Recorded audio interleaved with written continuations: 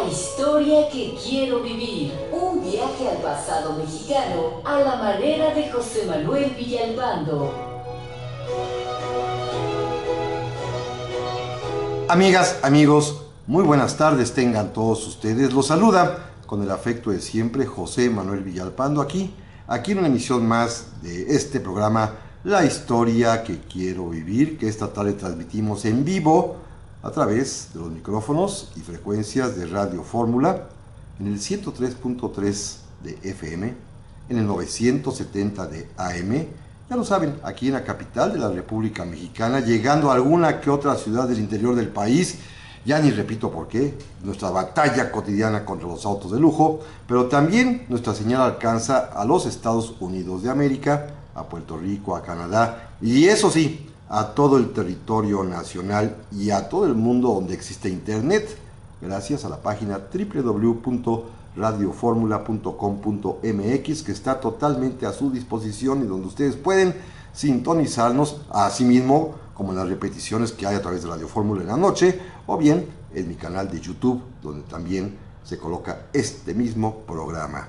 Recuerden, amigos, que este es la emisión del programa más escuchado en la radio mexicana en este difícil horario de los sábados de 4 a 5 de la tarde, gracias al favor de ustedes, y por ello al reiterarles que están a su disposición varias vías electrónicas para comunicarnos, como lo son el correo villalpandohistoriador@gmail.com, o bien la página de Facebook Villalpando la Historia. Pues simplemente les agradezco infinitamente sus muchísimos comentarios que ya llegaron desde temprano. Miren, por ejemplo, le aprecio mucho a Alejandra Palacios, a Mari Ríos, ambas me escribieron hace ya un par de horas.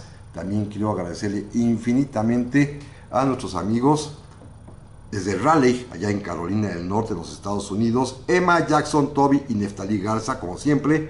También a doña Alejandra Becerril Montes, también le aprecio enormemente que nos haya escrito desde muy temprano, así como, ya que hay varios, a Jocelyn Balas Heras, por supuesto, a Juan Pablo Morales desde Guadalajara, también lo agradezco mucho, a don René Moeno, que siempre nos escribe que hoy cumple 55 años, felicidades, que está en compañía de sus hijas Valeria y Jimena, que maravilla, felicidades, yo le gano por casi 7 ya, a don Enrique Deita, que también está saludando con toda la familia, a Rafita Barrios, que ya esperaba el programa desde hace un buen rato también. A todos ustedes, muchas gracias por su atención. Vamos a platicar hoy de un tema nuevo que se pone un poquito de moda por el contexto en los que en las últimas semanas se ha criticado al presidente de la República actual de que está aparentemente utilizando un lenguaje propio de alguna denominación religiosa, que inclusive se ha vinculado con ellos para efecto de repartir la famosa cartilla moral de Alfonso Reyes, un libro que por supuesto otro día platicamos de él, medio obsoletón, ¿eh? Si ya lo leyeron van a ver ustedes que está aburridito. Era un libro que escrito en los años 50, 60 y francamente ya quedó muy rebasado, pero bueno, ese es otro tema. Pero bueno, la crítica es de que pues se está rompiendo la laicidad del Estado. Yo no tengo por qué hablar mal o bien del presidente de la República ni defenderlo, pero les voy a decir que no es para tanto, ¿eh? El Estado laico es otra cosa, como ahorita platicaremos, a través de una evolución de la historia, de lo que ha significado para México las batallas por conseguir justamente la laicidad del Estado, no de los funcionarios. El propio Juárez previó que los funcionarios públicos, y así lo escribió en la Ley de Libertad de Cultos, tienen todo el legítimo derecho de, como personas, tener la religión, el culto que deseen. Lo que no pueden hacer es, en uso de su autoridad oficial o posición oficial, acudir a ceremonias de culto religioso. Esta distinción es bien importante de mantener, porque además también debo decirles que esta idea de la separación de la Iglesia y el Estado es realmente bastante reciente en el mundo contemporáneo. Parte de los días de la Revolución Francesa. A partir de ahí es cuando comienzan los pleitos entre la Iglesia, en este caso la Iglesia Católica fundamentalmente, y los estados, en aquel caso el Estado revolucionario francés, y de ahí vamos a brevar nosotros esa tradición. Debo decir, como seguramente ustedes saben, que en el mundo casi todas las democracias que existen, los países del mundo occidental que son democráticos, en todos ellos está establecida la separación de la Iglesia y el Estado, aunque en términos, en una banda amplísima. Miren, En México somos muy rigurosos porque así lo establece nuestra Constitución, heredada finalmente de las leyes de reforma, tema al cual espero llegar, no creo que hoy, en programa siguiente seguramente. Pero en otros países, esta separación iglesia y Estado es muy laxa, muy elástica, muy dúctil. Piensen, por ejemplo, ustedes que en Francia, cuna de la separación de la iglesia y del Estado moderna, al día de hoy, gracias a un concordato que el gobierno francés tiene celebrado con el Vaticano, el propio gobierno francés se hace cargo de sostener las escuelas particulares de curas y de monjas, de ese tamaño, así de sencillo. En Estados Unidos, país que siempre utilizamos como referente, no digo modelo, pero sí referente, fíjense ustedes, el propio billete de $1 contiene la leyenda "En Dios confiamos". Háganme favor, ahí está la presencia de Dios en el billete de $1, y ustedes han visto en la toma de posesión de cualquiera de los presidentes de aquel país del norte, en la de Trump o antes en la de Obama, en cualquiera de ellas siempre en la ceremonia oficial aparece un pastor o un ministro de algún culto o denominación religiosa y se avienta una oración y un fervorín e imploran a Dios en público antes de que el presidente jure o proteste su cargo. Es decir, no tienen estos problemas de trauma histórico como tenemos los mexicanos, que de alguna manera son ciertos, y también este programa es. Pero para empezar tengo que empezar a aclarar algunos puntitos, como buena parte del pleito se originó por la negativa, por la tosudez, por las necedades de la Iglesia Católica. Conste, yo que soy católico, apostólico y romano, debo decir que la Iglesia en buena medida tuvo gran parte de culpa de los problemas históricos que manchan la relación Iglesia y Estado. Pero vámonos desde el principio. Simplemente decir, ya para rematar este tema, que el propio Jesucristo lo argumentó en el Evangelio, en aquella frase que ustedes recordarán cuando le dijo a los fariseos que estaban tratando de provocarlo, que había que darle a Dios lo que era de Dios y al César lo que es del César. Es decir, cada quien en su mundo, la Iglesia en el mundo espiritual, y digo Iglesia en el sentido de pluralidad. Hay la religión, muchas religiones, todas garantizadas por el ejercicio de la libertad que tenemos en México, y las religiones ya institucionalizadas son las iglesias, en las cuales también en México hay muchísimas y de muchas denominaciones, y pues simplemente estas iglesias, estas religiones, se ocupan de lo que podríamos llamar el ámbito espiritual, y al Estado, a la autoridad política que se encarga de la vida social, le corresponde el mundo temporal. Pero no siempre fue así en México. Fíjense, amigos, que este asunto de la República Laica en México apenas tiene, es muy joven, apenas tiene 160 años de existir. Justamente el día de mañana, domingo 11 de agosto, vamos a cumplir 160 años, con ese pretexto hicimos este programa y esta serie que va a comenzar el día de hoy, 160 años de que se expidió una de las leyes de reforma más importantes, la ley que establece los días festivos dentro del calendario laico, cívico, de trabajo, de labores, y donde se establece además también la prohibición de que las autoridades, los funcionarios en ese carácter de servidores públicos, es decir, ostentando su nombramiento, su posición, su jerarquía, asistan a los cultos religiosos, pero no como personas privadas, no como ciudadanos comunes y corrientes que tienen todo el derecho de creer y de practicar el culto religioso que quieran. Esto, repito, es muy reciente en nuestro país. Apenas 160 años se cumplirán el día de mañana de cuando se expidió esta específica ley de las conocidas como leyes de reforma. Pero no siempre fue así. Miren, nada más para remontarnos un poquito, 1000 años, digámoslo así, en todas las sociedades prehispánicas, en todas, absolutamente en todas, la religión, cualquiera que haya sido, la que en cada etnia, en cada nación tenían y cultivaban y adoraban a sus dioses, cada uno diferentes, la religión es parte fundamental del Estado. Es más, el Estado, el tlatoani, el cacique, el gobernante, el calzonzi, si hablamos de los purépachas, es al mismo tiempo rey y sacerdote, es al mismo tiempo monarca y pontífice, es al mismo tiempo el que ordena, pero también el que interpreta a los dioses. Hay una auténtica trabazón completa entre el pensamiento religioso y el pensamiento de un Estado, llamémosle estados a estas muchas sociedades prehispánicas, en los cuales no hay diferencia alguna, la religión marca la vida y el Estado simplemente la aplica, y lo mismo va a pasar en una especie de simbiosis. Y para dar un salto en el tiempo, a partir de la conquista, donde sí debo detenerme un poquito más. A partir de aquí, de la conquista, aparecerá la Iglesia Católica en México.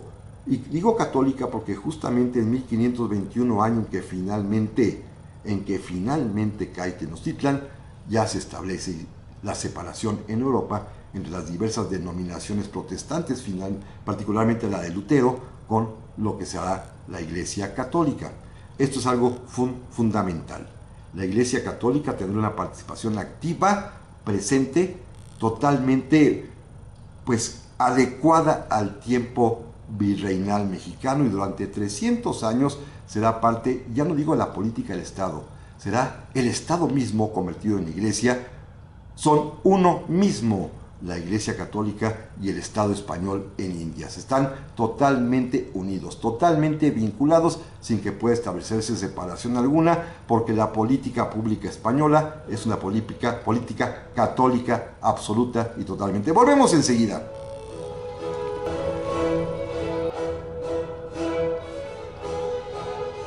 Ya estamos aquí, amigas y amigos, para el segundo bloque de esta tarde, en el que estamos platicando de la República Laica en sus antecedentes históricos, su desarrollo. Vamos a empezar ahorita la parte fuerte del tema. Lo anterior fue en realidad el puro preámbulo largo, pero necesario. Gracias a Adriana Ramírez Cano, que saluda a toda la comunidad de Villalpando de la Historia y de este programa. Muchas gracias.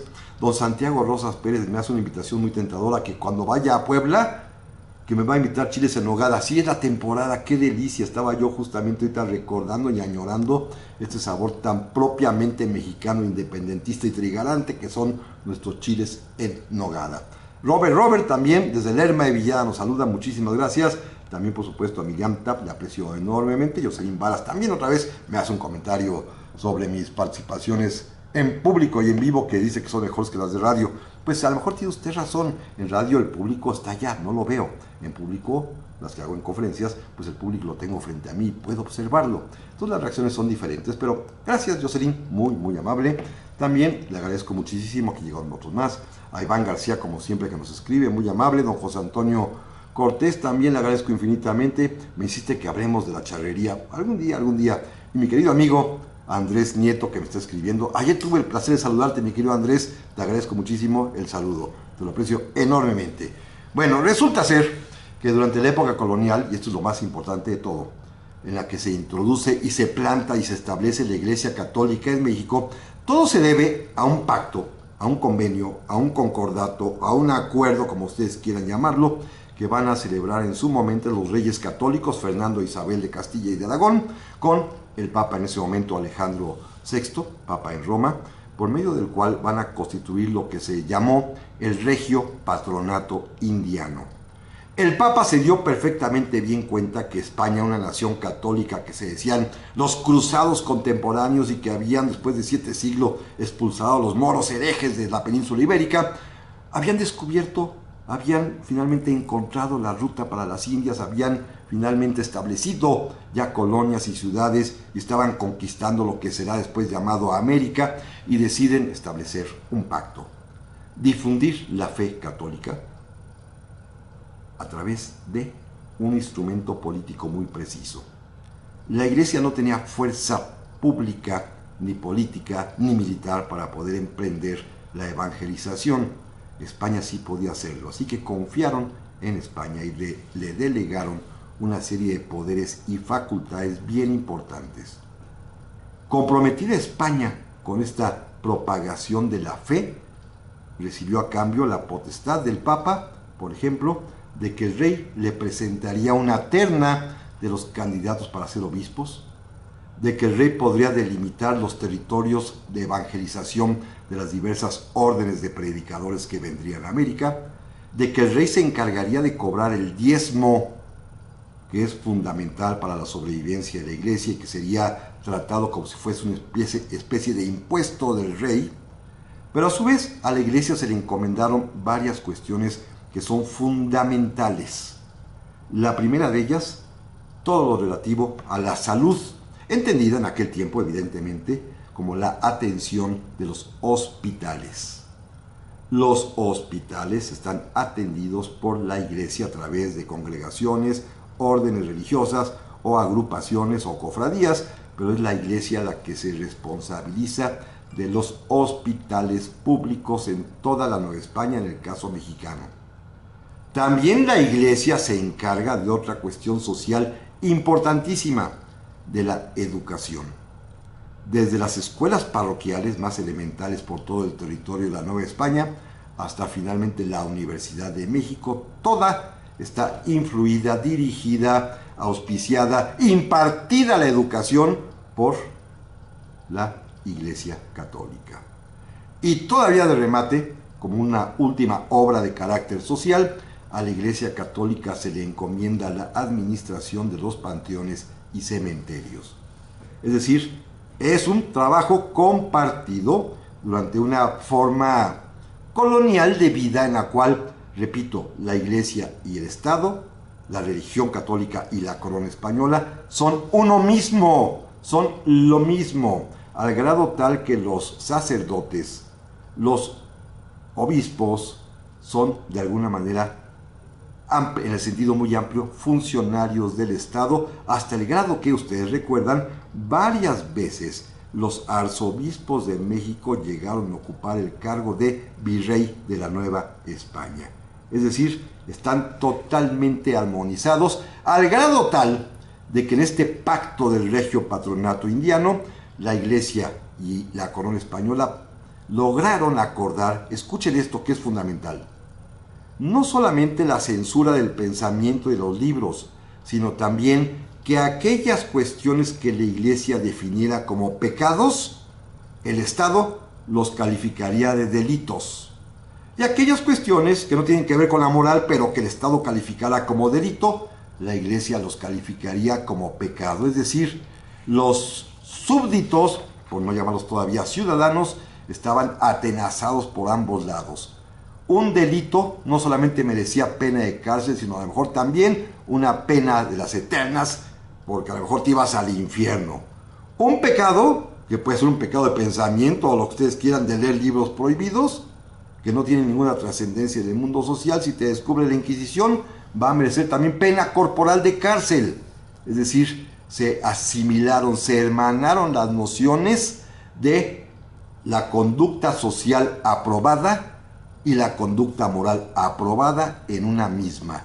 Todo a juicio de la Inquisición, que es un instrumento de la Iglesia, pero también del Estado. A su vez, la Iglesia va a recibir varios beneficios. Primero, uno muy importantísimo, el fuero eclesiástico.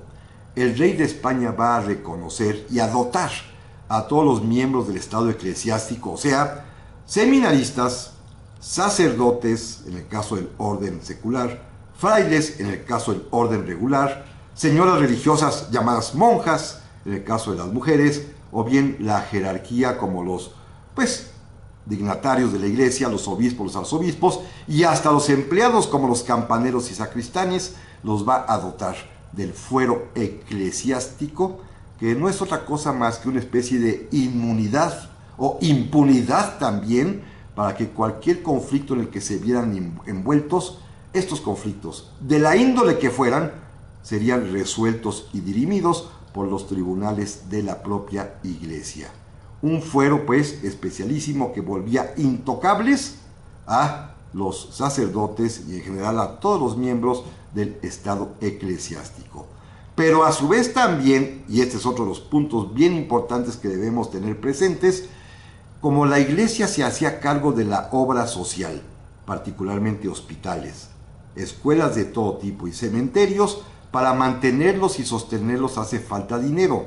No alcanza con el diezmo, pero en cambio se recurrió a la caridad pública a través de que, la gente que tenía algún tipo de recurso donaba en vida o legaba después de muerto, a través de su testamento, cierta cantidad de bienes inmuebles o bienes raíces, para que con el producto de esos bienes, de esos terrenos, de esas casas, de esas haciendas, se pudiese sostener, mantener las obras sociales de la iglesia. Y la iglesia, esto es fundamental, ya lo hemos platicado en otras ocasiones, la iglesia recibe todo ese enorme caudal de bienes raíces fundamentalmente, de bienes inmuebles en las ciudades, y los administra.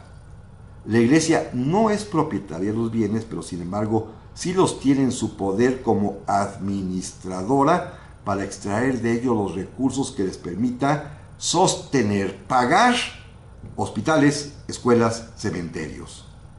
Esto es fundamental.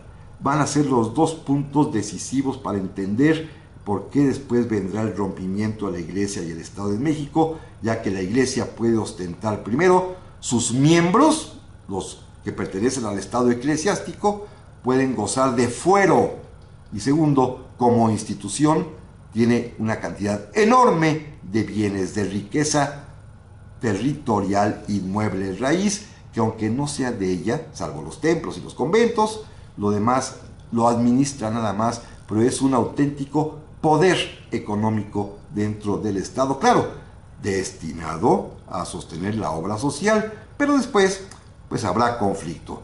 El gran problema mayúsculo para entender este trauma histórico que tenemos los mexicanos de la separación iglesia y Estado, es que precisamente cuando llegan los días de la independencia de nuestra patria, los principales caudillos, creadores de pensamiento original que lograron darle sentido a la guerra de independencia, Miguel Hidalgo y José María Morelos y Pavón, los dos son sacerdotes católicos y decidieron, con justísima razón, como lo platicaremos de nuevo en el septiembre, próximo mes de la patria, que cada año lo hacemos, decidieron que la mejor manera de justificar la independencia de esta patria nuestra era utilizar no argumentos políticos, no argumentos de los ilustrados, sino los más puros, simples y originales argumentos de la filosofía y de la moral cristiano-católica. Así surge nuestra patria, con un fundamento clarísimo de motivos, de consideraciones de índole religiosa, porque el cristianismo nos influye por completo. Aún hoy en día, las democracias liberales del mundo occidental, del mundo libre, el pensamiento, insisto, es profundamente cristiano porque pues influyó a todo mundo, sea por denominación protestante, sea por católicos. El caso es tal que el cristianismo está vigente y presente aún en la moral pública en los gobiernos contemporáneos, como lo estuvo, por supuesto, en las ideas de Hidalgo y de Morelos, con las que nos dieron patria y libertad. Volvemos enseguida. Ya estamos aquí, amigas y amigos, de nuevo para el tercer bloque de esta tarde. Muchas gracias por sus muchos mensajes, como por ejemplo desde Portland, Oregon, nos saluda Carlos García, y en San Juanito Escobedo, en Jalisco, está Olivia Montes. Muchísimas gracias, les aprecio enormemente que están acompañándonos en esta tarde. También le quiero agradecer muchísimo a Samuel Nava, le aprecio enormemente el mensaje que me manda. Nuestro amigo Gerardo Guadarrama, que siempre nos escribe también, muchas gracias. Alfonso Julián Orozco Arce, también le aprecio enormemente lo que me dice.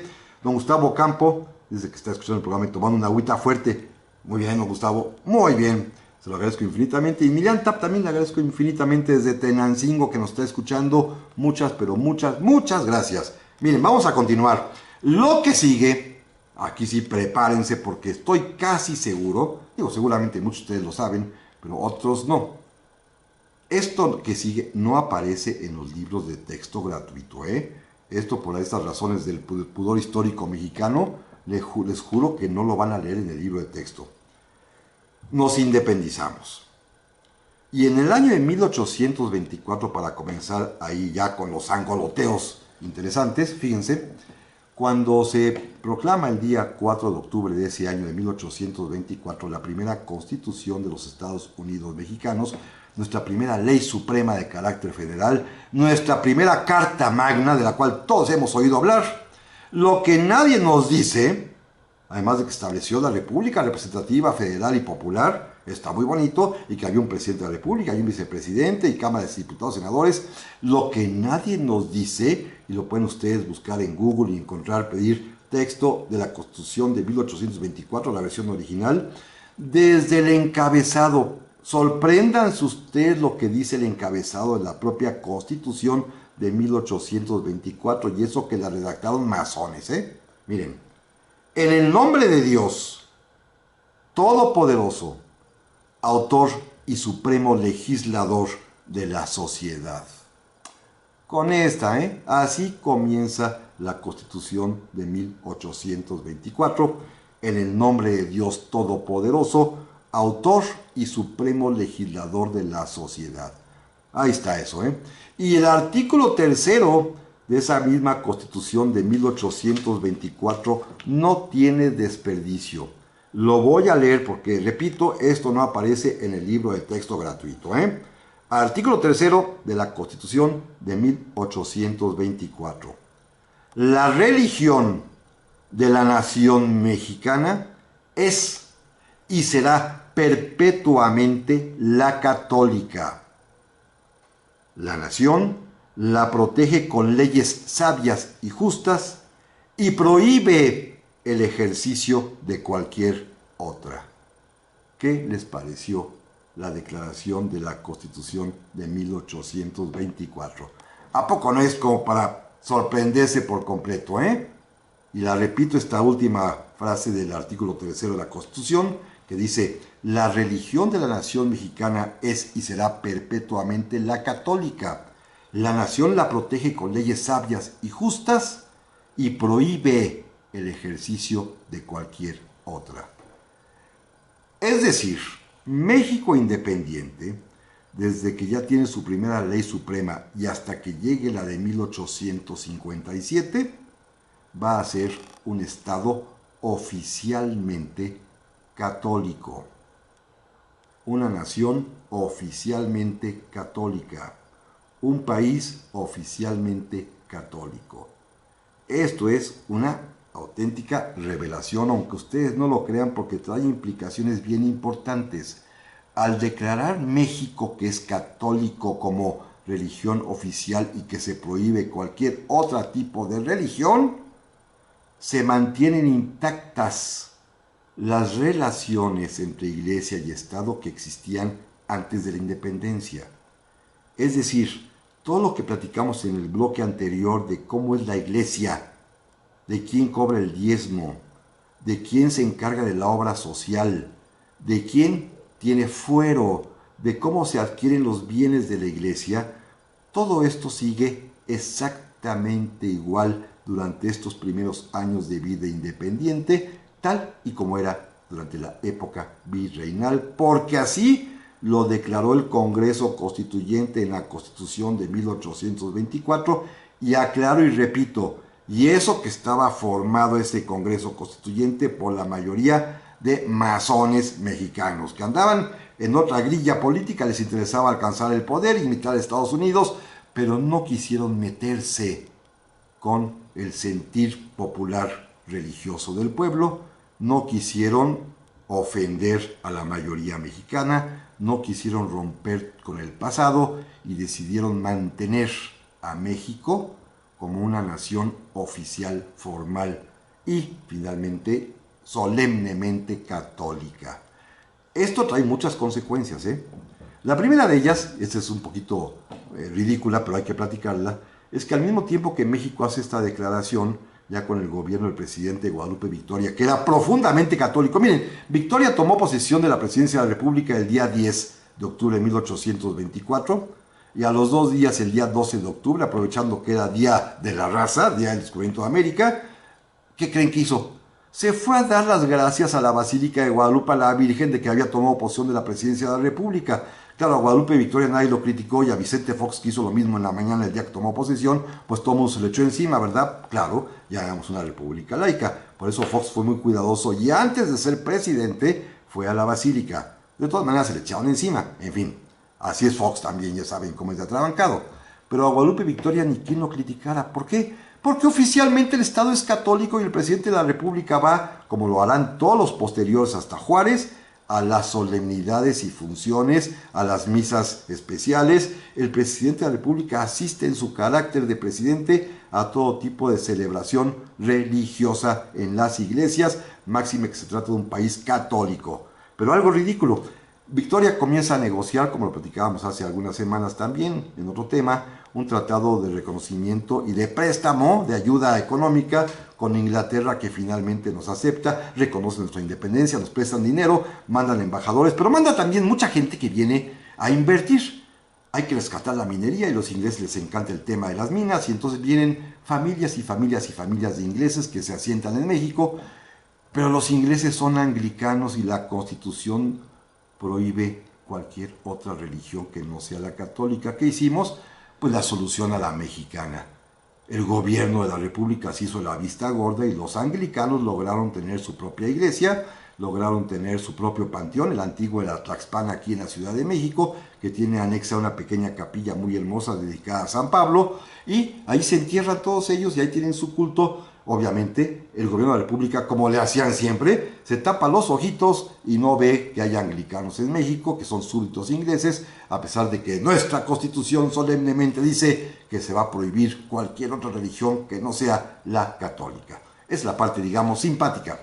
Pero vamos a ver el problema de fondo y donde aparece por primera vez la actitud hostil, grosera, necia, terca, verdaderamente ofensiva, grosera y patana de la Iglesia Católica. Así como se las digo, México se declaró católico en la Constitución de 24 y México pensó que esta declaración de catolicidad absoluta con prohibición de cualquier otra religión iba a ser del agrado del Santo Padre allá en Roma, en el Vaticano. Ilusos mexicanos que andan pensando esas cosas porque la Iglesia Católica ya desde aquel tiempo tenía intereses políticos y resultó que en su momento el Papa León XII primero, luego el Papa Pío VIII después y el Papa Gregorio XVI más adelantito, los tres papas estaban aliados completamente a España, a la España de la cual nos habíamos independizado, particularmente los dos primeros papas que mencioné, León XII y Pío VIII, y no querían ofender a los españoles, sus aliados. Tanto España como Roma habían sufrido las agresiones de Napoleón y se sentían ahora todos parte de la Santa Alianza y el Vaticano decidió apoyar a España. Cuando llegó el enviado mexicano, un sacerdote llamado Juan Pablo Vázquez de Puebla, a quien el presidente Victoria nombró su emisario, su representante personal ante Roma para plantearle al Papa, fíjense qué interesante, que el gobierno mexicano deseaba renovar a partir de un concordato, de un nuevo tratado con el Vaticano, deseaba renovar el patronato indiano para establecer un patronato mexicano, porque el Estado mexicano católico quería asumir las funciones que en materia de religión tenía antes el rey de España.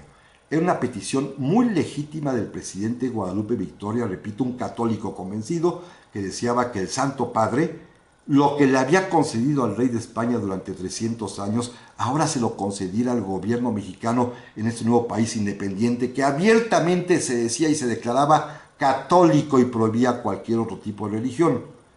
Y el Papa, en este caso León XII, lo que ratificará después el Papa Pío VIII, van a decir que no, que estos mexicanitos por supuesto que no lo merecen porque el concordato del regio patronato se había otorgado en la persona del rey de España y no a la corona y por lo tanto no se le podía conferir a estos insumisos rebeldes que se habían levantado contra sus señores naturales. El Papa decidió apoyar a España, pero aparte el Papa hizo otra villanía, una perrada más, y esta la tengo que decir con todas sus letras. Todos los obispos que había en México al momento de la independencia eran de origen español. El Papa ordenó que se retiraran y que se fueran a España o a Italia y dejaron al pueblo mexicano durante 10 años sin, o un poco más, sin obispos.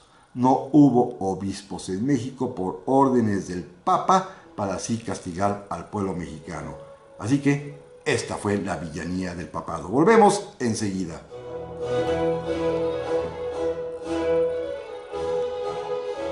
Ya estamos aquí, amigas y amigos, para este último bloque de un programa del día de hoy que se me fue volando rapidísimo. Como ven, es un tema bien interesante que por supuesto no vamos a poder agotar el día de hoy. Me va a llevar, yo creo que un par de programas más, pero les aclaro, la semana que entra voy a cambiar de tema por una razón que es totalmente personal. vamos a platicar, haciendo un paréntesis en ese tema de la laicidad, que lo continuaré en 15 días, si Dios lo permite. Vamos a platicar de un personaje que a mí en lo personal me importa mucho, que admiro mucho, que lo quiero mucho y que está cumpliendo para estos días próximos que vienen 80 años de haber fallecido. Le quiero dedicar el programa de hoy en 8 a ese gran escritor mexicano que todos conocemos, Federico Gamboa.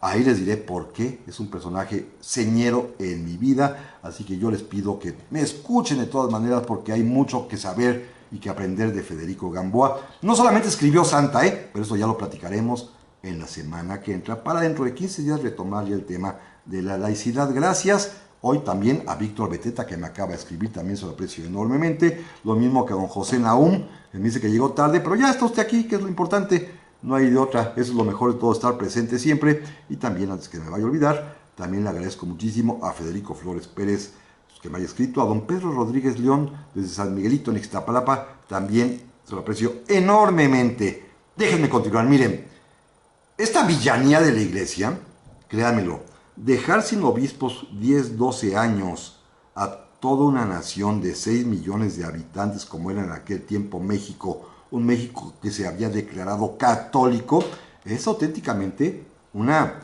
híjole, empezaría con M de ventada, ¿verdad? Si lo dijera con todas sus letras, porque ustedes miran, bueno, ¿qué significa que no haya obispos? 3 cosas fundamentales. Una, si ustedes quieren, un poco superflua. Solamente los obispos pueden administrar el sacramento de la confirmación a las personas, a los niños sobre todo y a las personas. Solamente el obispo puede confirmar. Pongan ustedes que no importa tanto que si baja el Espíritu Santo o no baja, eso es lo de menos, pero aquí sí van 2 asuntos fundamentales. Solo los obispos pueden ordenar sacerdotes nuevos.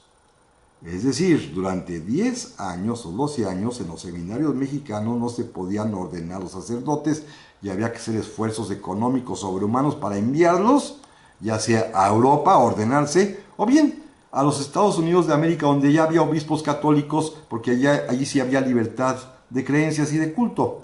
Pero en México no podían ordenarse nuevos sacerdotes en el periodo comprendido de 1828 a 1828 a 1840-41, no había manera de ordenar sacerdotes. Y tercero, bien importante para el pueblo católico, conforme a las normas de derecho canónico vigente en aquel tiempo, los problemas de índole familiar, específicamente los conflictos de cuestiones matrimoniales, desde las dispensas y licencias para casarse con alguien que es medio su pariente o que alguien que es medio pecador o medio hereje, hasta los conflictos derivados de las peleas entre los cónyuges, las separaciones de cuerpos y demás tipo de decisiones que afectan a una familia. Todo lo que tiene que ver con la cuestión matrimonial, el derecho canónico, que es el vigente para resolverlo, solamente pueden dirimir estos problemas los obispos. Así que en México durante 10 o 12 años, pues si la gente estaba junta y se estaban matando, se aguantaban, o si alguien se quería casar con la prima hermana y pues no había quien diera el permiso, pues se aguantaban, no se podían casar. Es decir, el obispo era vital para resolver los problemas familiares, especialmente los matrimoniales, en términos de las leyes de aquel tiempo. Y el Papa nos castigó a los mexicanos por habernos independizado de España y nos dejó sin obispos. Por eso el desquite mexicano fue muy interesante. En 1833, y me voy más rápido, cuando llega a la presidencia de la República, de pura chiripada porque era el vicepresidente en funciones, don Valentín Gómez Farías inició el primer proyecto liberal, de reforma liberal en México, por la creación, el auspicio, el consejo, el proyecto de un sacerdote católico un poquito rejego, muy interesante el hombre, José María Luis Mora, quien le presenta un programa de acción para acabar con el poder inmenso que tiene la Iglesia Católica, particularmente en 2 o 3 asuntos. Mora pensaba, y siendo él sacerdote, Mora pensaba que un motivo que evitaba la igualdad, que una causa de la desigualdad era el fuero eclesiástico y que había que limitarlo. Segundo, Mora pensaba que era demasiado el poder económico que tenía la Iglesia, que tenía, recuerden ustedes, en su haber administrativo, cientos, miles de terrenos, de tierras, de casas, de haciendas, que no le pertenecían, pero las administraba. Y entonces Mora le sugiere a Gómez Farías que lance una ley, y así se hace, que establece un censo de propiedad eclesiástica. Por lo menos, pensaba Mora, hay que saber de qué estamos hablando, de qué tamaño es el volumen de la propiedad eclesiástica en México. Y tercero, Mora sabía perfectamente bien que de esos bienes eclesiásticos se sostiene la obra social de la iglesia. Bueno, pues lanzó Mora, por supuesto, expedida por el presidente en funciones Valentín Gómez Farías, la primera ley de educación que hubo en México, en el México independiente, una ley por medio de la cual se expropió de la iglesia todo el servicio educativo con todos los sacerdotes maestros que pasarían ahora a la supervisión del Estado mediante un ministerio de instrucción pública.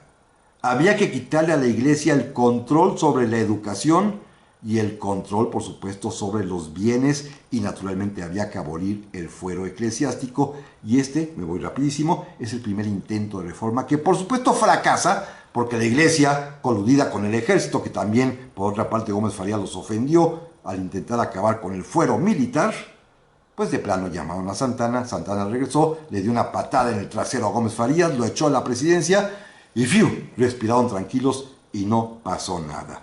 Déjenme brincarme al año de 1848, que es un año importantísimo en las relaciones iglesia y Estado. Para empezar, cuando se muere el rey Fernando VII y sube al poder la reina Isabel II de España, que ya le bajó al estrés de la independencia. Ustedes recuerdan que ya lo platicamos en alguna ocasión, ya se firmó el primer tratado del de Calatrava con España, España reconoce la independencia de México. Bueno, ya el Papa Gregorio XVIII pues ya pensó que ya no era para tanto el pleito y empezó a nombrar uno que otro obispo por ahí en México.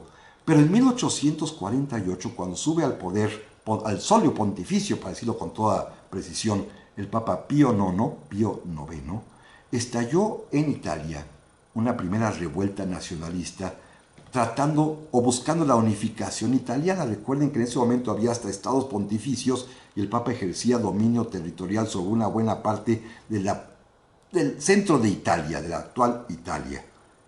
Entre ellos está el famoso Garibaldi, Giuseppe Garibaldi, que logró atacar Roma, hacer correr al Papa Pío IX, que tuvo que refugiarse en la ciudad de Nápoles, en un promontorio en el castillo de Gaeta, y ahí el Papa estaba sitiado, acorralado, literalmente, pues sin poder alguno, sin poder defenderse, y un solo país del mundo, uno solo, va en rescate del Papa a ofrecerle ayuda. ¿Sabe qué país es el que hizo esto?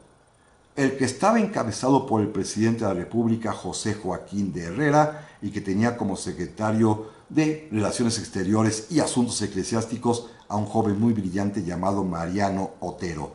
México, obviamente, se ofrece a rescatar al Papa, envían a un embajador que va a Nápoles, se entrevista con el Santo Padre, le lleva un cofre de dinero para que se ayudara, una limosna gigantesca de cientos de miles de pesos.